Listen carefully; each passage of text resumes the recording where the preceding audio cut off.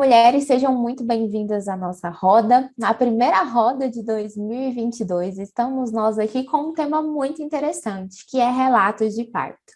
Muita gente pode pensar, relato de parto, né, não é importante, é o relato da outra mulher, o que que o meu parto tem a ver com isso? E engana quem pensa isso, porque relatos de parto são muito importantes para que você olhe para esse cenário de parto.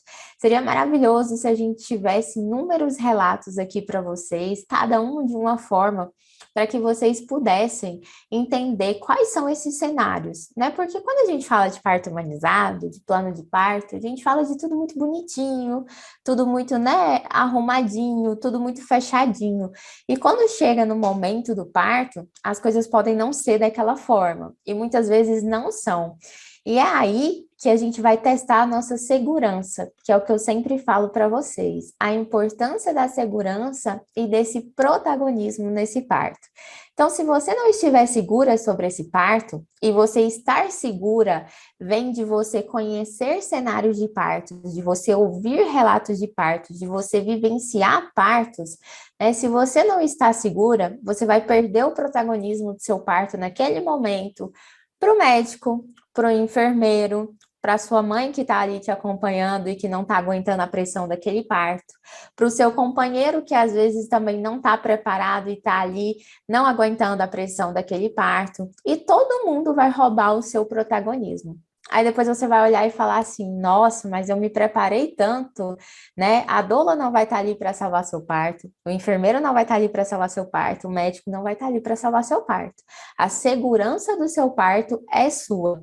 Então, é muito importante que vocês tenham contato e que vocês vejam os diversos cenários de parto que a gente tem, né, por esse mundo, por esse Brasil principalmente, para que você vá tendo ideias, para que você vá se questionando. É tipo um estudo de casos mesmo, tá? Lê bastante relato de parto, vê bastante relato de parto, porque isso vai te ajudar a entender esses cenários. Quando alguém te disser que foi pela episiotomia, né? Disseram que eu precisava de episiotomia, porque eu ia lacerar. Aí você já vai juntar isso com as informações que você tem e você mesmo vai conseguir analisar esse parto. Não para você julgar aquela mulher, não para você julgar o tipo de parto que ela teve, mas para você entender como é que funciona essa assistência. Porque nem tudo é tão lindo e tão maravilhoso como está no plano de parto. Plano de parto não salva parto. Doula não salva parto, médico não salva parto. O que for humanizado, sabe aquelas equipes lá que vocês pagam 50 mil por elas? Pois é, isso não salva seu parto.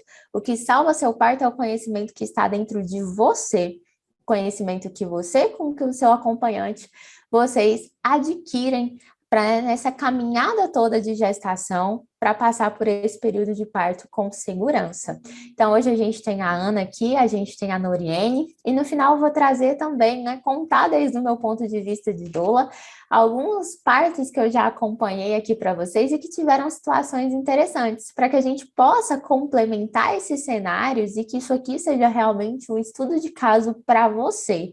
Então, anote, analise, converse, vai surgir dúvidas. Se você está estudando para parto e não surgiu nenhuma dúvida, você está fazendo isso muito errado, eu te garanto, tá? Então, começa a fazer isso, começa a ver aí essas dúvidas que você tem, porque é importante você olhar para elas, utiliza nosso caderninho de parto, que vocês têm ele aí junto com vocês, pega esse caderninho, anota as dúvidas que vocês têm, porque esse momento aqui da roda, né, a roda do gestar é isso. É um momento para a gente compartilhar troca, é um momento para a gente compartilhar experiências, porque experiências são válidas, né? A gente olhar para a experiência do outro como uma forma de conhecimento e de informação é importante, é o que eu falo. Não é para você olhar para o outro e para a forma como o outro vivenciou aquilo, trazendo como uma verdade absoluta que aquilo vai ser daquela forma para você. Muitas vezes a gente é 880, né? Ou a gente não quer entender e não quer ter essa troca de experiência, ou quando a gente tem, a gente acha que vai ser exatamente daquela forma com a gente. Não é. Cada um tem a sua individualidade. Cada um vai vivenciar processos de forma diferente. Então, essa é a importância de vocês estarem aqui, trocando experiência e entendendo como é que são construídos todos esses maternários, como é que são construídos todos esses processos de parto e de gestação.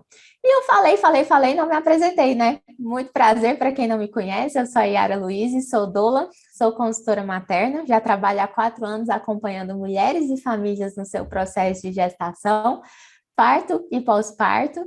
E estou aqui junto com vocês para a gente poder mudar esse cenário obstétrico brasileiro. Meu sonho é pequeno, né, gente? Meu sonho é pequenininho, é tentar mudar esse cenário obstétrico do Brasil. Mas a gente está aí trazendo informação. Se você saiu daqui com essa informação, se você saiu daqui entendendo que esses relatos de parto são importantes para o seu protagonismo, não só do parto, mas da sua maternidade, você pode ter certeza que eu já estou muito feliz e o meu objetivo já foi atingido. Tá bom? Então vamos lá, vamos começar. Seja bem-vinda, Ana. Obrigada. Meu marido me lembrou hoje de um detalhe que eu tinha esquecido, mas o meu parto está completando 2 anos semana que vem. Eu pensei, é aniversário do meu filho, mas eu não lembrei que é aniversário do meu parto também. Então, meu filho vai fazer 2 anos e durante toda a gestação, do momento que eu soube que eu estava grávida, eu já sabia que eu queria um parto humanizado. Então, eu corri atrás de informação, eu fui me preparando e, assim, como a Yara mencionou, lutando contra um sistema, lutando contra ideias pré-concebidas que as pessoas têm. Uma coisa que me marcou muito foi quando eu falei para minha mãe que eu queria um parto humanizado, a resposta dela foi, e ela é enfermeira, tá? A resposta dela foi, aquele da bola? Então, eu falei, é esse mesmo. E assim, eu estudei muito para o meu parto, busquei me preparar o máximo possível, mas, como a Yara mencionou, a hora que acontece, às vezes foge do nosso controle, a gente não tem como controlar tudo. E eu confesso que, no início, logo depois que meu filho nasceu, para falar do meu parto era bem doloroso, de certa forma.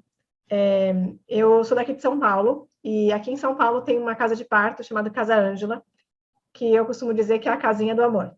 É um lugar assim que eu acho que deveria existir em cada canto da cidade e onde toda mulher deveria ter o seu filho, porque realmente assim, é o serviço que nós deveríamos ter em todos os lugares. E estava tudo certo para eu ter meu filho lá.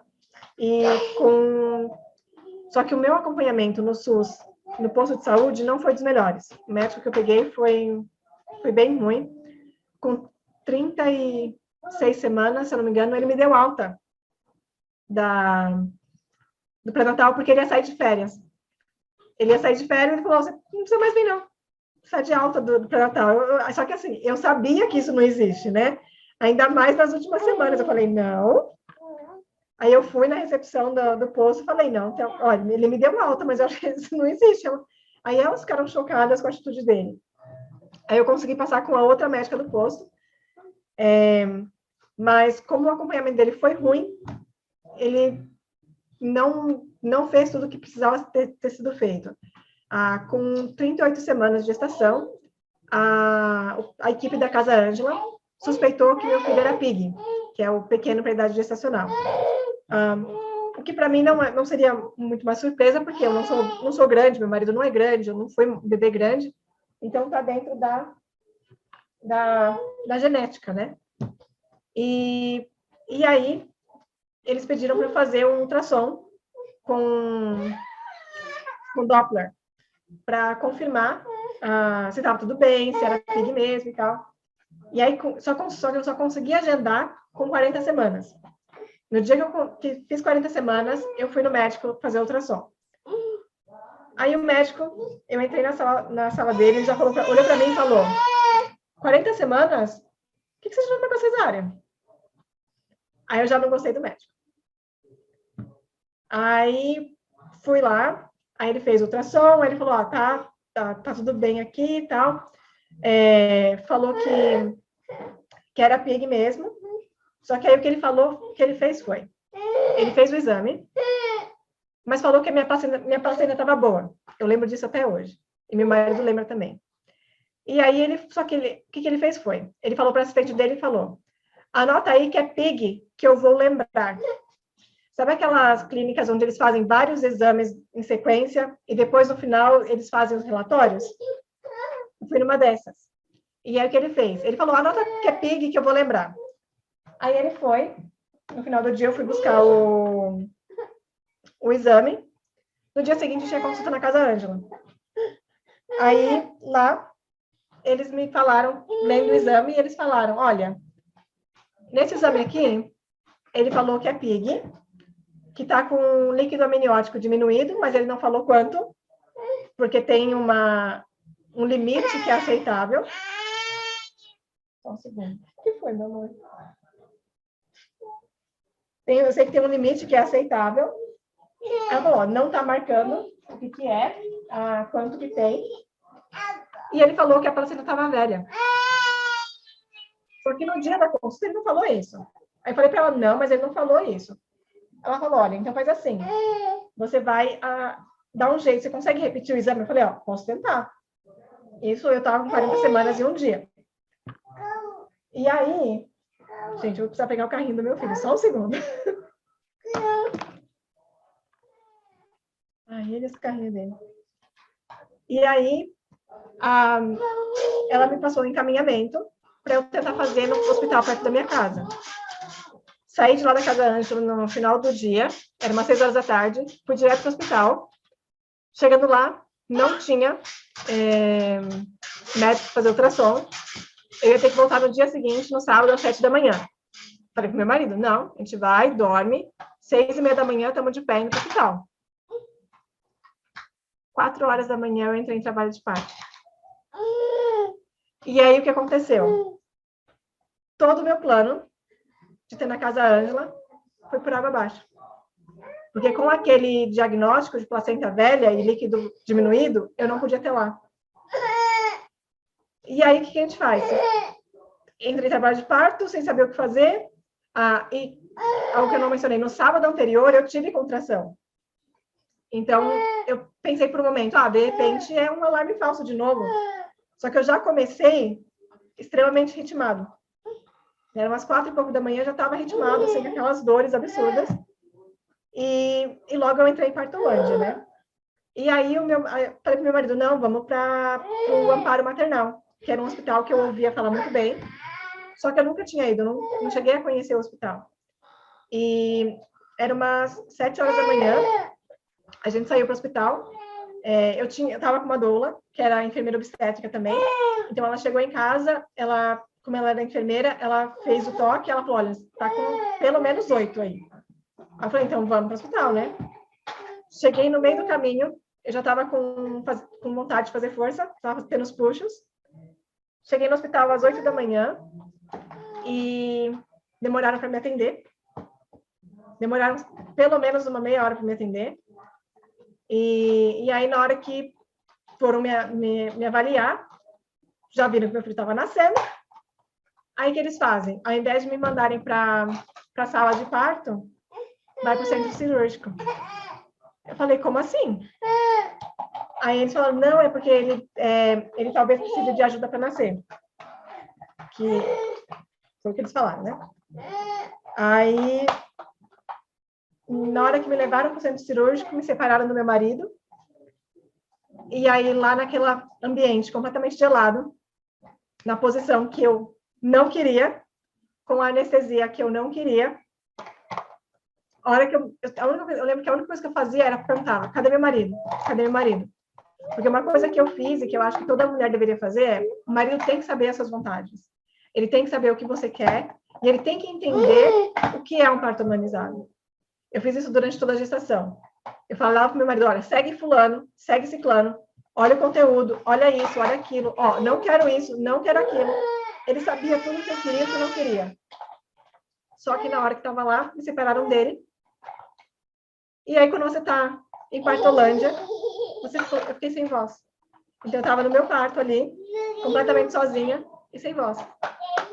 E aí eu lembro que quando ele entrou, ele falou para mim, quando ele entrou, já estavam fazendo episiotomia.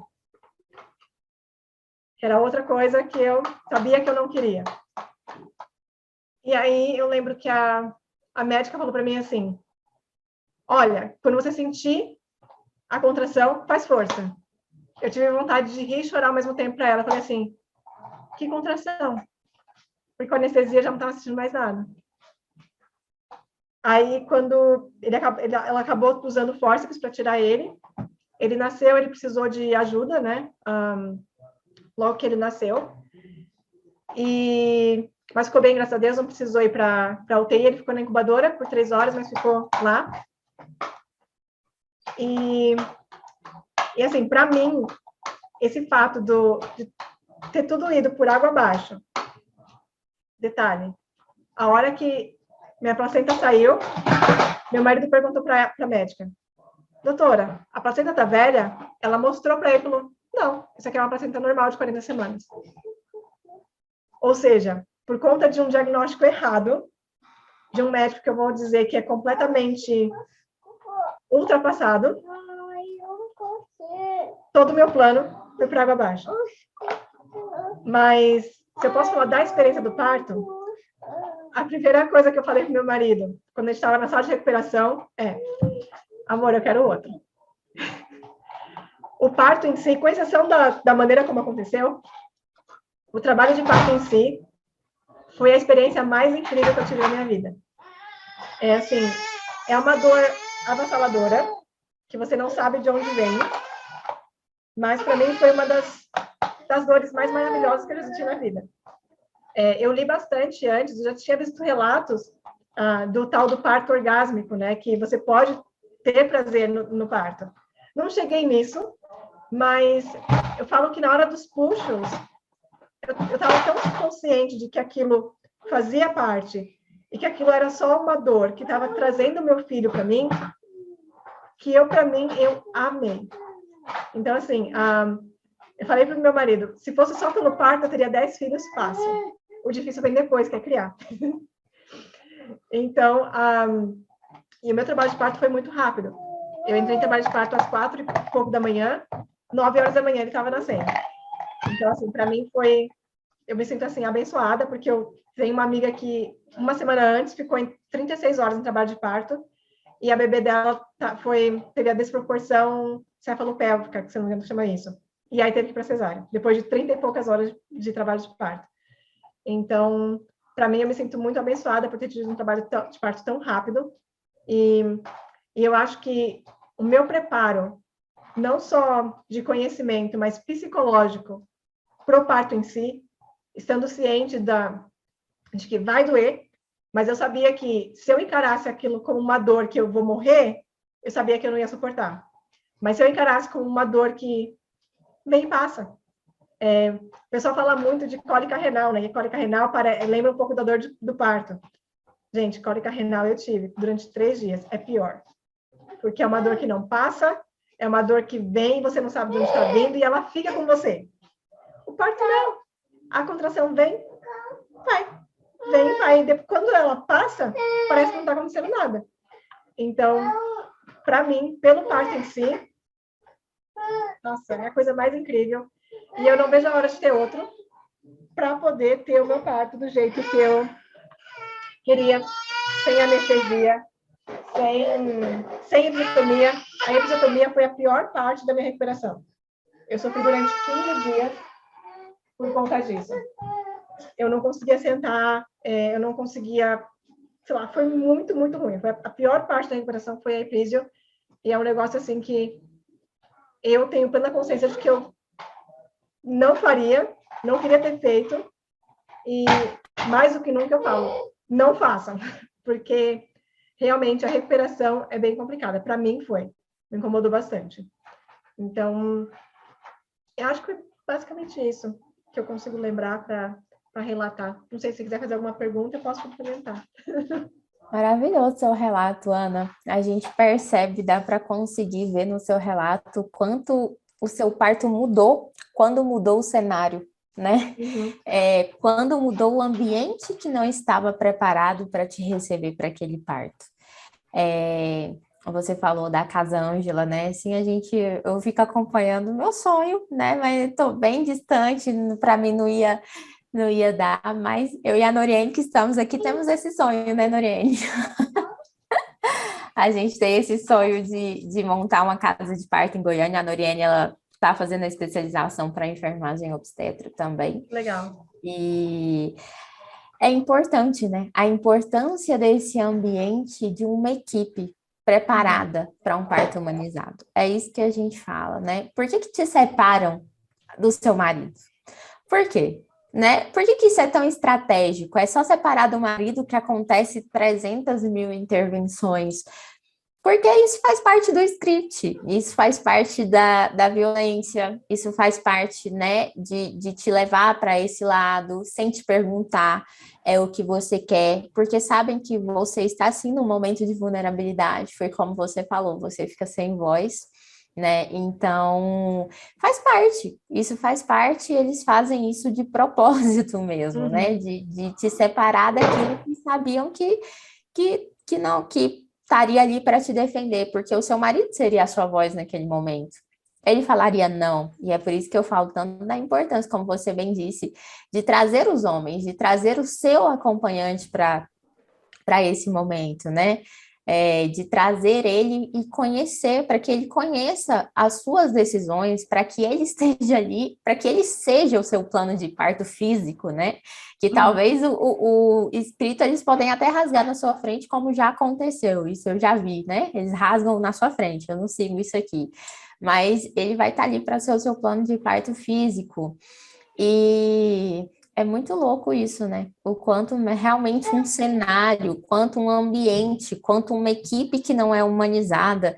E que bom que você chegou já mais avançada, porque se você tivesse chegado ali com 6 centímetros de dilatação, você estaria aqui hoje contando o relato de parto de uma cesárea, provavelmente, né? Que não seria necessário nesse caso, né? Que não seria necessária para você ver. Uma intervenção vai levando a outra.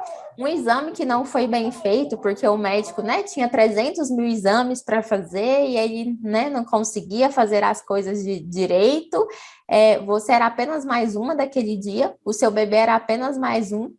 Como esse mais um interferiu em todo o seu processo, né? Inclusive na sua recuperação. E cada vez mais eu falo sobre isso, a importância da gente olhar para a mulher como um ser individual, não como um ser né, como alguma coisa ali que é igual a todo mundo. Eu comecei a trabalhar com parto humanizado quando eu fui acompanhar minha sogra na cesárea, porque ela é obstetra. Quando no caminho, né, eu toda empolgada com o primeiro parto que eu ia ver, eu perguntei para ela se era menina ou menina, ela não sabia me responder. Eu já falei, gente, mas que coisa esquisita, né? Já fui mais ou menos para aquele parto. Ela conversando sobre a vida pessoal dela no meio da cesárea. As mães com os braços amarrados, o pai só entrou quando o neném já estava saindo. Ela levantou o neném e falou assim, deu uma palminha na bunda dele e falou, tá madurinho, ponto. Quando eu vi aquilo ali, eu entendi que aquilo não era o que eu queria para mim, desde o ponto de vista da obstetrícia, desde o ponto de vista de como mãe mesmo. Eu achei que fosse um momento especial, né?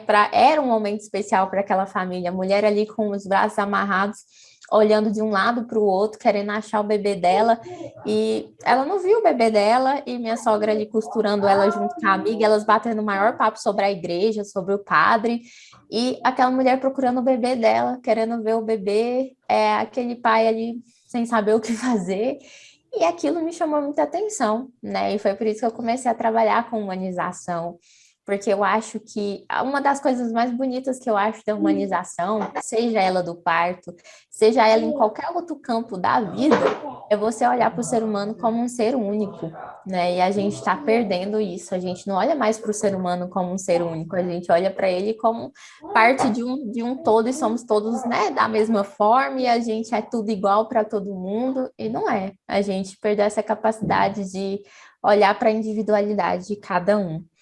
Mas fico muito feliz com o seu relato, ele tem muito para acrescentar para a gente, pode ter certeza. Fico feliz de ter a chance de compartilhar.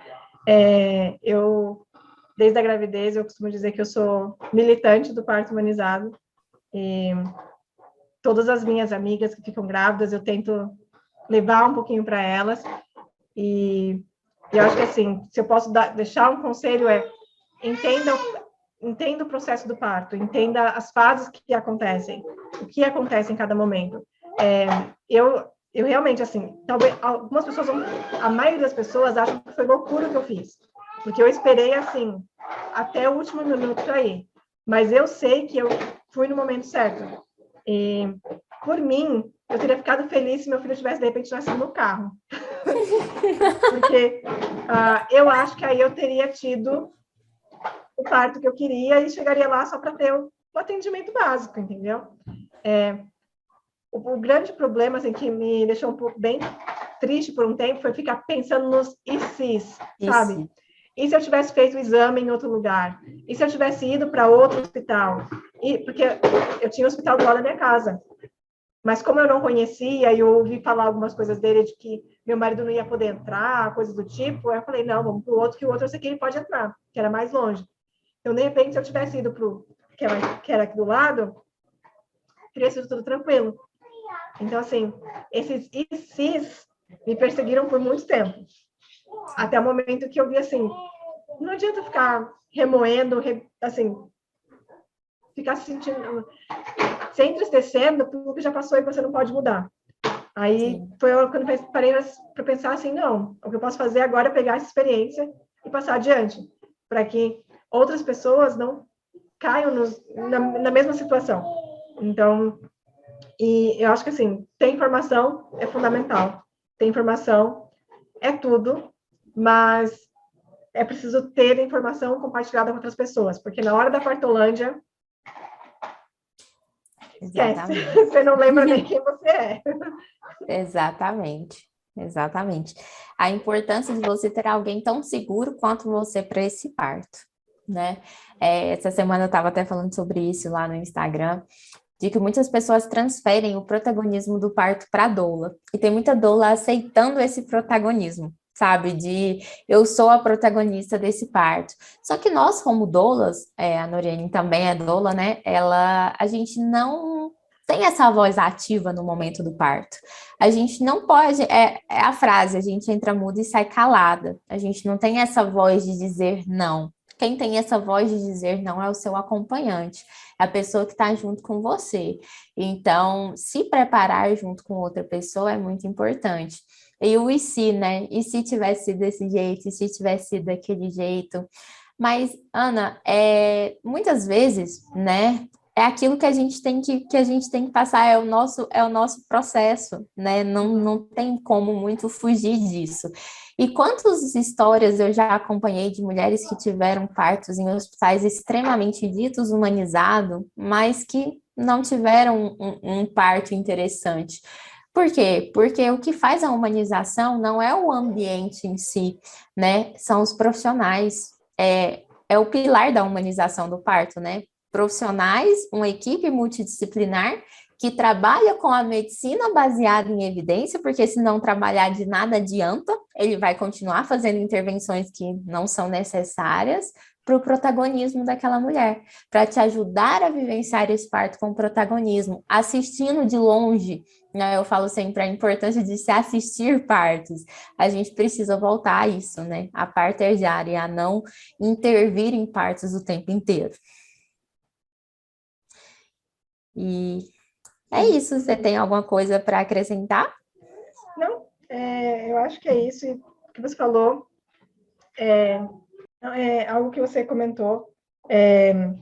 De nada adianta, às vezes, ter toda uma equipe humanizada e ter... como eu posso falar? Estar num lugar que se diz humanizado. Se você não tiver informação para lutar pelo que você quer, você pode acabar caindo em ciladas. Eu sei que, com base na minha experiência, o que eu digo é, esteja preparada com plano B, com plano C, porque a gente nunca sabe o que pode acontecer, a gente nunca sabe para onde a gente vai acabar indo, então é importante estar preparado para todos os cenários possíveis, dentro do possível e imaginável, né? Porque às vezes tem coisas que acontecem que são completamente fora do que a gente espera, e nem para isso às vezes tem como se planejar. Mas informação é tudo, e ter pessoas informadas junto com você também é tudo. E tenha uma doula, porque ajuda também. Eu acho que Com certeza. assim, meu marido entendia muito do que eu queria, mas ter a doula que falava a mesma língua que eu fez a diferença. Mas no meu caso, infelizmente, a doula não conseguiu entrar comigo, porque, se eu não me engano, na época, ela não estava cadastrada no hospital para onde a gente foi. E aí eles não deixaram entrar, embora tenha leis que permitam, não deixaram ela entrar. E aí isso também, apesar de que eu sabia que ela não ia poder fazer muita coisa, né? Ali quem poderia fazer alguma coisa era meu marido, e aí me separaram dele. Mas ter o apoio da doula, tanto assim, até chegar ao hospital e depois que meu filho nasceu, ela foi lá, visitou e tal, a gente conversou. Então ter esse apoio foi muito, muito importante. Sim. E maravilhoso isso que você falou, Ana, porque a importância da doula para te ajudar com essa educação perinatal, né? Para falar a mesma língua que você, igual você disse. Acho que o nosso trabalho mora aí, né? O nosso trabalho mora entre ser uma ponte entre você, o seu acompanhante, as informações para esse parto. Então, a gente caminha ao lado de vocês para que vocês possam vivenciar esse parto humanizado. E vocês estavam preparados, né? Mas é aquilo que você disse, a gente tem que ter um plano A, um plano B, um plano C, né? E por isso a importância da gente estar aqui hoje conversando sobre isso, né? Porque cada relato vai somando né, nesse cenário que a gente vai construindo, que a gente vai formando. A gente olha e fala, agora talvez eu vou me sentindo um pouquinho mais segura. Cada relato a gente se sente um pouco mais segura, porque todos os relatos vêm cheios de informação, vêm ricos de experiência, e isso é fundamental para a experiência de parto. Você já tem que ir agora? Ou ainda vai ficar um pouquinho com a gente? Não, eu vou ficar mais um pouquinho ainda. Então tá bom. Noriene? Oiê! Se apresente e nos conte seu relato de parto, como é que foi. Seja bem-vinda, Valdira. Boa noite. Olá, mulheres. Eu sou a Noriene, sou enfermeira, doula e educadora perinatal. Tenho 22 anos, tenho 2 filhos. É o Bernardo, de 3 anos, e a Maria Cecília, de 1 ano e meio. Ambas foram 2 cesáreas, né? Foram experiências totalmente diferentes de uma da outra. Assim como a Ana, eu tive um diagnóstico de um exame muito equivocado. Para quem não sabe, o bebê dentro do útero, ele não respira o tempo inteiro, né? O sangue ali dentro da placenta vai levando esse oxigênio para o bebê e ele não fica fazendo esses movimentos inspiratórios e expiratórios. Ou seja, não é toda hora que a gente vai encontrar o diafragma dele dentro do útero. E eu tive esse diagnóstico de bebê estava com parada respiratória. O meu filho, o Bernardo, eu já vinha por uma gestação muito difícil. Eu tive muitas pneumonias. Anemia, foi a gestação inteira com anemia. Bronquiolite, bronquite asmática. Eu tinha crise assim, de bronquite asmática, uma em seguida. Minha última crise foi com 38 semanas, né? O Bernardo nasceu de 40 semanas e 6 dias. Eu estava com pré-eclâmpsia, o meu exame de proteinúria 24 horas estava lá nas nuvens. Eu fazia uso de uma medicação para controle da pressão e eu estava fazendo consultas todos os dias. O metildopa não estava mais sendo suficiente, minha pressão estava ficando oscilando, a minha diástole, né, ela ficava muito alta, ficava, por exemplo, 130 por 111, coisa que não estava no parâmetro, e eu ia na emergência, os médicos falavam assim, não, você não tem nada. Meu exame de proteinúria lá, vários seguidos, todos gritando, não, você não tem nada. O meu médico do pré-natal, ele era um médico cesarista, estava nítido isso nele. Mas ele me acolhia, ele me acalmava, porque eu estava muito angustiada, porque eu não queria, gente, eu falei para Yara hoje, Yara, Deus tinha nos planos de Deus eu ser mãe, porque nos meus não era. Nos meus planos de Deus, meus planos que eu projetei para minha vida, ser mãe nunca existiu. E aí foram os planos de Deus. Então, não estava muito afim, ele me acolheu, foi muito bom para mim nesse sentido. Mas aí eu fui fazer essa ultrassom na maternidade que ele me passou, maternidade pública. Do senhor Iene, vai lá, porque eu já tinha algumas horas, né, mais de 12 horas que eu não sentia ele mexer de jeito nenhum. E eu já tinha feito mobilograma, deitado, comido, contado os movimentos dele e nada. Cheguei na maternidade, meu tampão saiu, eu falei, olha, antes do primeiro toque. Fiz o toque, estava com 1 centímetro de dilatação, não estava com contração, nem sabia o que era contração, não tive nem contração de treinamento, nada. Fiz os exames de sangue, fiz a ultrassom. Primeiro, era um interno ou um residente que estava fazendo a ultrassom, não sei, mas tinha lá a staff lá do lado. Procurou o diafragma, ele ficou muito tempo procurando e nada. Aí ela veio e ficou e nada de achar o diafragma dele. E aí ele falou assim, não, ela não tá não tem movimentos respiratórios, né? Ele tá entrando em parada respiratória. Usaram esse termo, meu Deus. Eu estava no 3º período de enfermagem, eu falei, tem alguma coisa errada. Não entendia muito, né? Mas tinha uma pouca, quase nada noção. E aí eles falaram, só tem um balsão. O balsão maior tinha 1, 2 centímetros, não lembro direito. Era muito pouco de líquido que eu tinha. E aí eles falaram assim, né? Vamos passar urgentemente para o médico. E aí eu já saí, já falei, comuniquei com a minha tia, né? Que estava comigo me acompanhando. E aí ela já ficou desesperada, já fui colher o sangue, e de lá o médico já foi atrás de mim e falou assim, olha, nós conversamos entre todos os médicos e o melhor a ser feito é fazer uma cesárea para tirar o seu bebê. Gente, isso era 4 horas da tarde. É uma cesárea de emergência, senão seu bebê vai morrer. Sabe que horas que o Bernardo nasceu? 10h45. Não era uma cesárea de emergência? O bebê não estava morrendo? Por que 10h45 das 4 horas da tarde? E aí falaram, não, a escala dele não tá tranquilizadora. Hoje, eu lembro muito bem, tava 138, não tinha nada de frequência não tranquilizadora. E aí me levaram para a cesárea. E eu passei a gestação inteira falando para o médico que eu queria tanto ter uma parte normal, mas o meu erro foi, eu não estudei nada. Eu não procurei informação de nada. E o que eu fiz foi seguir o que eu via que minhas mulheres da minha família faziam. Chegar e entregar tudo na mão da equipe e pronto, vocês decidem o que vão fazer com o meu parto.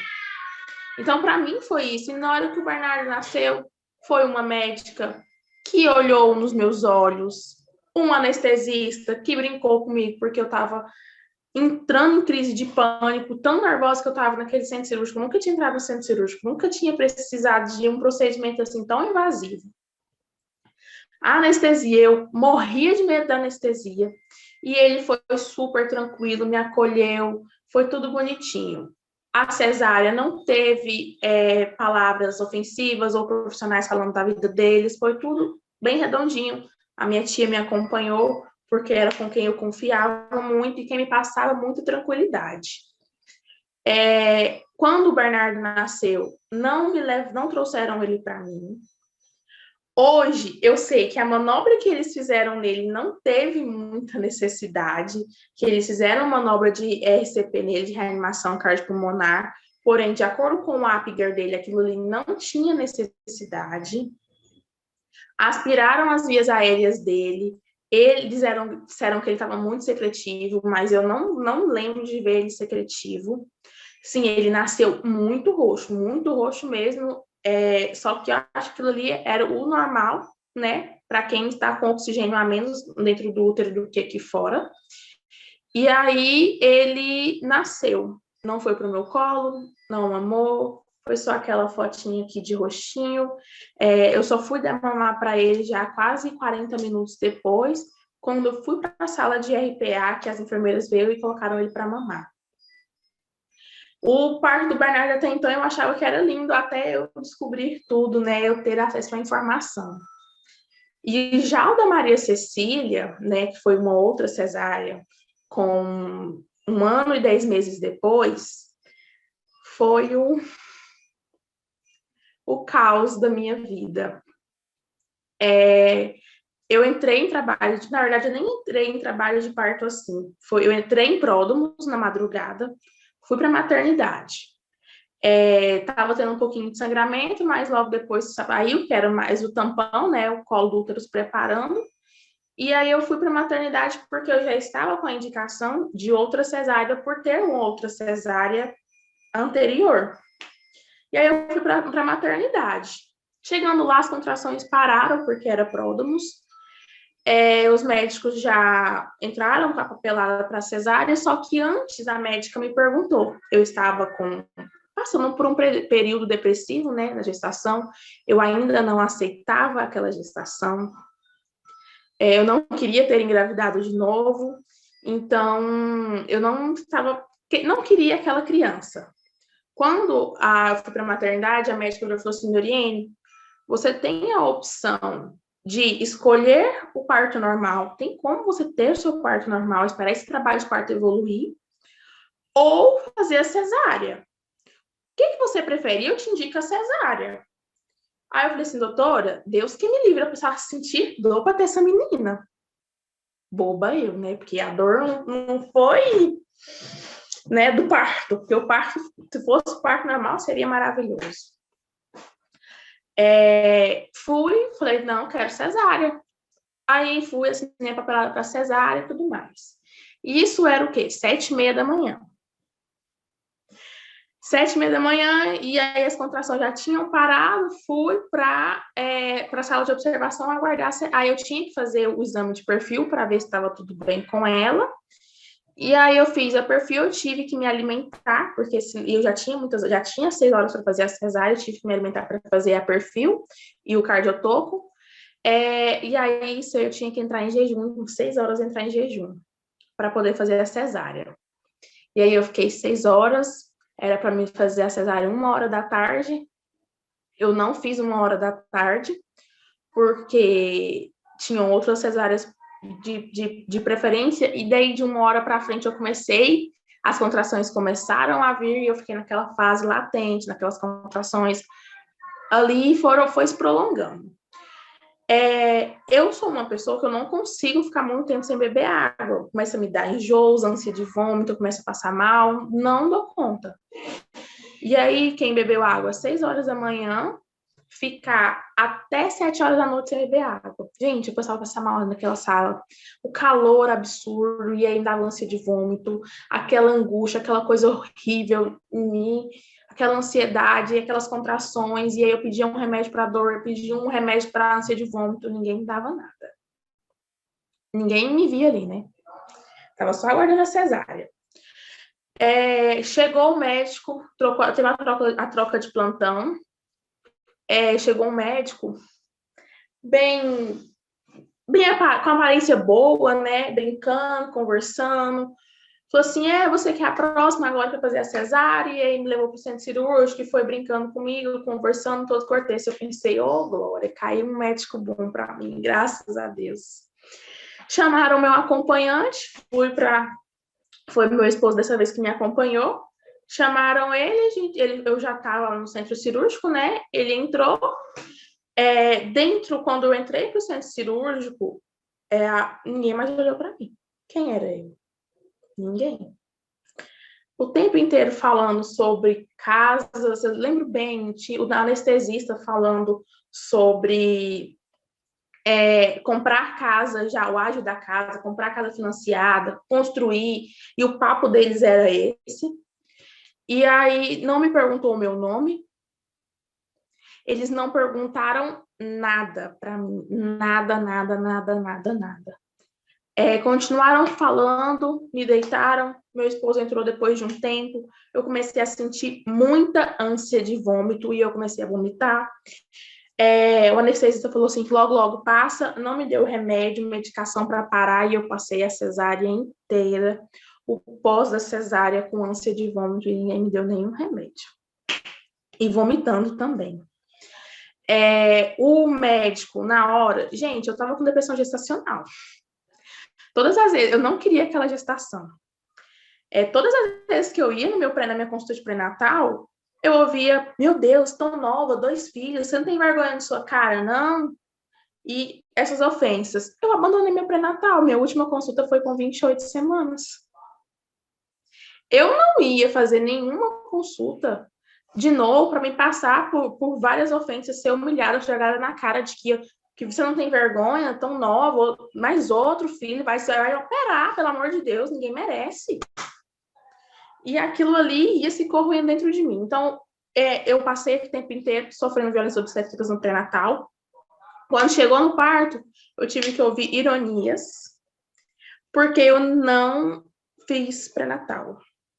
Possivelmente eu tive diabetes gestacional, que não foi diagnosticada. O médico ficou fazendo ironia, piadinhas. Meu Deus, eu não tenho nem pré-natal. Por eu não ter pré-natal, eu tinha que ser motivo de chacota, né? Perdi a minha dignidade. E aí eles ficaram fazendo piadinhas o tempo todo, insultos. Alguns eu nem lembro direito, porque eu estava num nível assim tão ruim, eu tremia tanto, eu estava tão agitada, fora de mim, que eu não... E aí a Maria Cecília nasceu. Ela não veio direto para o meu colo. Quando ela nasceu, eu vi ela toda suja de cocô, eu perguntei. Ela fez cocô dentro de mim? Só que antes, como eu estava muito nervosa, eu fiquei conversando com meu esposo.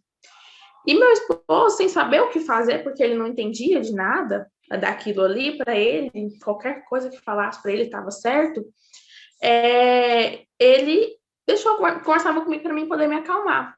O médico gritou, cala a boca, você não pode ficar gritando, conversando não. Nossa boca nós calamos. Aí a Maria Cecília nasceu, eu perguntei, ela fez cocô aí dentro de mim?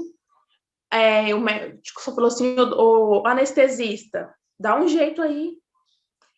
Só vieram, eles colocaram ela no meu rostinho, eu vi eles colocando ela aqui no meu rostinho. Meu marido tirando a foto, eles saindo depois, eu não lembro de mais nada. Possivelmente me anestesiaram ou me sedaram. A única coisa que eu vi ainda antes foi que possivelmente eu tive uma hemorragia, que eles estavam aplicando medicação para controlar sangramento. E aí, depois eu não lembro de mais nada do que aconteceu. Lembro mais ou menos pouca coisa na sala de RPA, deu amamentando. Quando eu acordei, eu já estava amamentando ela. Eu estava amamentando minha filha sem eu nem ver. Então, foi, assim, um parto muito doloroso para mim. Demorei muito tempo para poder conseguir raciocinar de que eu não... do que eu sofri violência obstétrica. Eu demorei para entender que o que me fez parar com o meu pré-natal foi as violências obstétricas que eu tinha passado. Então, quando eu engravidei do Bernardo, eu queria me especializar em obstetrícia. Quando a Maria Cecília nasceu... Norieli. Só para a Ana já vai. Beijo, Ana. Obrigada, viu? Ela vai precisar sair. Tchau, Ana. Obrigada. Então, quando eu fui me dar conta do que tudo tinha acontecido, eu não queria obstetrícia nem a pau. Nada na minha vida me falasse assim de obstetrícia, de parto, de mulher, eu não queria saber nada. Então, eu tive um processo, uma depressão gestacional ou pós-parto. Eu rejeitei a minha filha, eu tinha nojo do meu corpo, eu não queria me olhar no espelho, eu tinha repúdio a mim e o que eu tinha feito de não ter feito um pré-natal. Fiquei pensando, nossa, poxa, eu poderia ter matado minha filha porque eu não fiz um pré-natal. Então, foi muitas culpas que eu joguei em mim por muito tempo e até o momento que eu consegui internalizar e pensar assim, não foi a minha culpa, o que eu deveria ter feito para ser diferente era ter buscado informação, mas já passou, não tenho que ficar pensando no e se. O que eu posso fazer diferente aqui é tentar transformar partos, para que outras mulheres não passem o que eu passei, mas não roubando o parto delas. Essa é a minha meta de hoje de trabalho, não roubar o parto, e sim devolver esse protagonismo para essas mulheres, para com que elas se encontrem neste momento. Não seja como eu fui, deixar elas vivenciar tudo isso. Então, para mim, essa foi a minha forma que eu me encontrei para curar aquilo que tem dentro de mim, que graças a Deus já está curado, já consegui entender os motivos do meu parto, o que aconteceu, tudo isso já está muito bem resolvido. E é isso. Intensos seus relatos de parto. São intensos.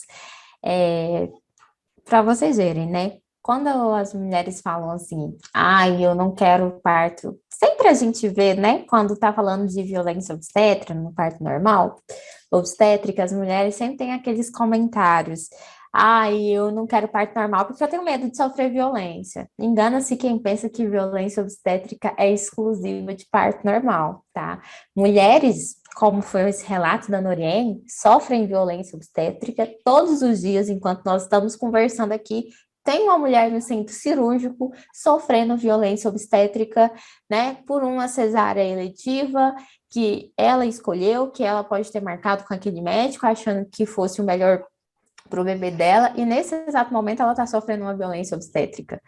Nesse exato momento, o bebê dela está sofrendo uma violência neonatal, que a gente fala pouco sobre esse tema, né? Mas é um tema muito importante, que é a violência neonatal, a violência que os bebês sofrem após o nascimento por procedimentos desnecessários, como foi o caso, né, Noriene, do Bernardo, que ele tinha os exames que não eram justificáveis para tal prática.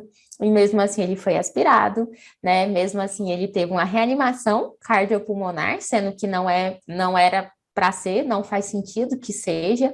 E uma reanimação, a gente sabe o quanto ela é invasiva. Então, isso é violência neonatal, né? E uma cesárea eletiva, né? Porque foi uma cesárea eletiva. E você sofreu violência obstétrica nas suas 2 cesáreas, você sofreu violência neonatal. Então, isso não é um campo exclusivo do parto normal. E isso eu já ouvi muitas vezes, né? Até eu mesmo já escutei isso. Deus me livre. A minha irmã sempre justifica ela não escolher parto normal por isso. Eu falo, você está enganando quem, né? A mim que não é, e você está tentando se enganar, eu sinto muito que tá bem fajuto isso aqui, né? A minha irmã, ela tenta sempre justificar ela não ter parto normal por uma violência obstétrica. Então, toda vez que sai algo sobre violência, ela fala, é por isso que eu não tenho parto normal. Eu falo, pois é. Né? Engana-se quem pensa isso, porque, de fato, a violência obstétrica, ela faz parte de todo o cenário obstétrico, de todos os tipos de parto, né? A gente não tem também, gente, existem diferenças nos partos, né?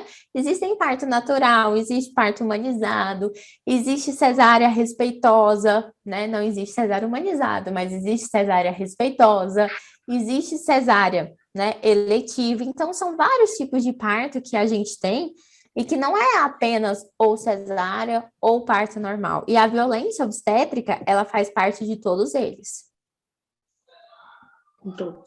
Então, o seu relato é muito importante para a gente, Noriene, para a gente entender que as cesáreas também a gente passa por esses perrengues, né? De que na cesárea também as pessoas fazem coisas que não são justificáveis, são assistências que não são justificáveis.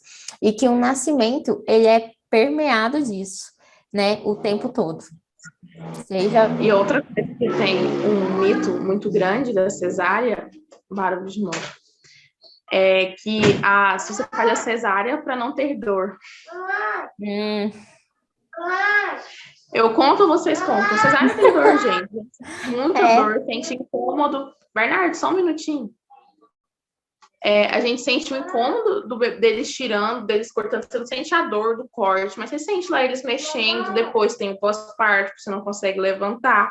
E o da Maria Cecília, a minha cirurgia começou a abrir, tive problemas de cicatrização, não dava conta de andar. Então, assim, senti dor absurda que não passava depois. E só lembrando, gente, que a Noriene trouxe no relato dela, que ela desistiu de um pré-natal por conta de uma violência obstétrica, né? Vou explicar um pouquinho o que é esse termo. Muitas vezes a gente fala violência obstétrica, as pessoas não sabem muito o que é. Violência obstétrica são violências que você sofre, tanto físicas quanto verbais, tá? Tem mulheres que sofrem violências físicas no parto, tanto físicas quanto verbais, no momento de gestação, ou num processo de aborto, ou num processo de parto, ou num período pós-parto de amamentação. Isso é o que se chama de violência obstétrica, né? São esses... Ela tem essa definição. Então, a violência obstétrica, ela acontece não somente no momento do parto, mas ela acontece também no momento de gestação, que inclusive foi o que te impediu de seguir com o seu pré-natal, né? E quando a gente fala sobre isso, quando a gente fala de violência obstétrica, quando a gente fala de pré-natal, a gente traz para vocês a importância de vocês estarem informadas para esse processo, a importância de vocês estarem seguras para esse processo, né? Mas o parto é algo que eu vou pensar depois. Mas, né, estou muito ocupada agora, vivendo de enxoval e planejando o quarto do neném, e agora minha vibe é outra. Todo mundo na lua de mel da gestação, como se o amanhã não fosse chegar, né? Mas o amanhã sempre chega. E aí a gente fica aí nessa vibe, sempre deixa para depois, sempre deixa para depois, isso junto com a nossa cultura, que diz que o parto não importa, que não importa, né, a maneira como você nasce, vai acontecer de qualquer jeito, que não importa a gente estar segura do nosso processo de gestação, porque afinal de contas o médico ele vai saber de todas as coisas a todo momento. Vocês viram nesses relatos o quanto desde a gestação essas intervenções vão tirando o nosso protagonismo e vão tirando a nossa segurança, né? Você ser protagonista de algo é você ser sujeito ativo desse processo. É ninguém mais ser sujeito para você, é você ter essa tomada de decisão. Você não gostaria que as pessoas definissem nada sobre a sua vida pessoal, eu tenho certeza disso. Se alguém chegar na minha porta agora e falar assim, você vai sair daqui, você vai ali comigo, eu vou ficar muito chateada, para não dizer outra coisa, de raiva, né? Essa pessoa vai sair daqui escorraçada, porque ela não tem controle sobre a minha vida. Quem manda na minha vida sou eu. E eu sei a hora que eu quero sair, eu sei a hora que eu não quero sair. E a gente deixa de dar essa importância no momento da gestação e no momento do parto. É um momento que a gente, eu falo, brinco que a gente fica meio boba, né? A gente perde o nosso protagonismo, a gente dá o nosso protagonismo assim, a Deus dará. Pode tomar conta da minha vida, eu não ligo, não. E por que isso acontece? Por medo, por insegurança. Medo é esses que vem desde a gestação, né? E cada vez mais a gente vê o quanto mulheres passam por isso, o quanto mulheres terminam com violência obstétrica, mulheres que abandonam pré-natal por conta de violência obstétrica. Então, gente, o que eu falo para vocês é que vocês precisam se sentir seguras desse processo desde a gestação. Não é brincadeira, não dá para deixar para depois, não dá para deixar que na próxima gestação seja diferente. Porque se você pensa assim, eu te garanto que a próxima gestação não vai ser diferente. Porque aí você vai deixar para a próxima e para a próxima. E a gente está postergando o protagonismo. A gente está postergando a gente ser sujeito ativo de um processo, a nossa tomada de decisão. Então, assim, eu não entendo a que ponto nós chegamos que a gente, né, simplesmente deixa as coisas acontecerem da maneira como acontecem. E os nossos processos de maternidade, né, como a Noriene, inclusive, trouxe aqui, como a Ana trouxe aqui, que elas reviveram esse parto delas muito tempo depois, que elas reviveram esse e se, o e se ele vai virando uma bola de neve, e ele te traz uma culpa gigantesca. E se? E se eu não tivesse olhado tanto para o enxoval e tivesse me preparado um pouco mais? E se? E se eu não tivesse tão preocupada com a cor do kit berço, o kit berço não é importante não, tá, gente? O enxoval eu até vou falar que é, mas o kit berço não é não, né? Então, por que que eu passei tanto tempo decidindo qual seria o tema do kit berço e eu não estudei, eu não me preparei, eu não vivenciei a minha gestação com protagonismo e com segurança? Por quê? Né? E se eu tivesse feito diferente? E o e se vai virando uma culpa tremenda, tremenda, tremenda, tremenda. E isso vai dificultando o nosso maternar.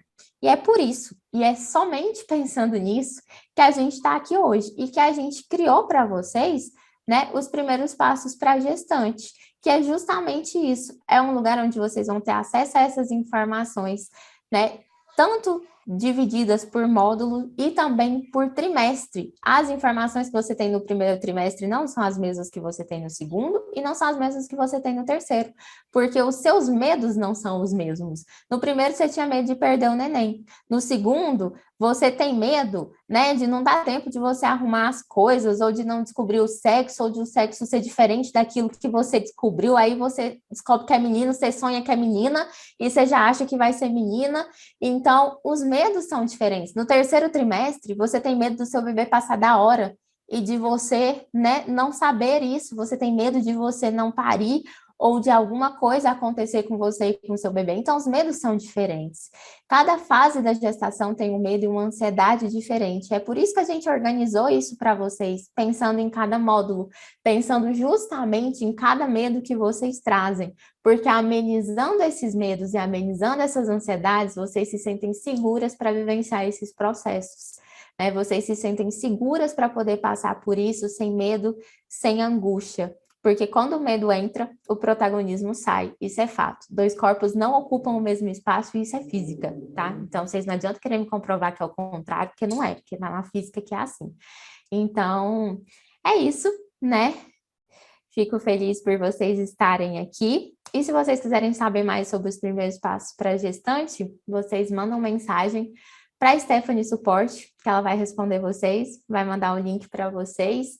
E também a gente tem um manual para mamãe, né, que são as aulas, se você quer saber mais sobre parto, né, se você quer entender mais sobre esse universo, eu falei sobre parto na nossa última roda do Gestar do ano, e essa aula está lá disponível para você, a gente deixou ela, né, por um preço bem acessível para vocês, por R$19,90, para vocês entenderem, começarem a caminhar por esse caminho do parto.